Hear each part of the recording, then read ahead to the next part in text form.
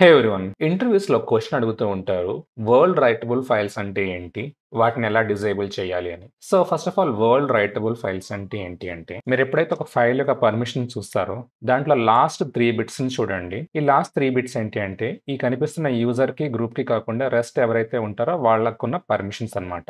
So, ఇది యాక్చువల్‌గా ప్రతి ఫైల్‌కి ఉండడం అంత మంచి విషయం గాదు. ఎందుకంటే యూజర్, గ్రూప్ కాకుండా మిగిలిన ఎవరైనా సరే దాంట్లోకి వెళ్లి దాన్ని ఎడిట్ చేయొచ్చు, డిలీట్ చేయొచ్చు. Whatever the hell they can do.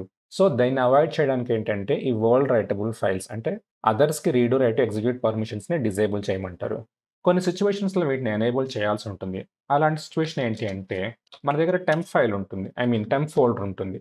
ఈ టెంప్ ఫోల్డర్ చూడండి, అదర్స్‌కి రీడు, రైట్ ఉంది. అలాగే టీ అని ఉంది. టీ అంటే స్టిక్కీ బిట్ కూడా ఉందన్నమాట. ఇలా అదర్స్‌కి పర్మిషన్స్ ఇవ్వాల్సొస్తుందన్నమాట. సో, డిపెండ్స్ అపాన్ సిట్యుయేషన్స్ మనం కొన్ని ఫైల్స్‌కి, అదర్స్‌కి మనం పర్మిషన్స్ ఇవ్వాల్సొస్తుందన్నమాట. సో, ఇప్పుడు మీకు అర్థమై ఉంటది వరల్డ్ రైటబుల్ ఫైల్స్ అంటే ఏంటి? వాటిని ఎందుకు యూజ్ చేస్తారు అని. Thank you.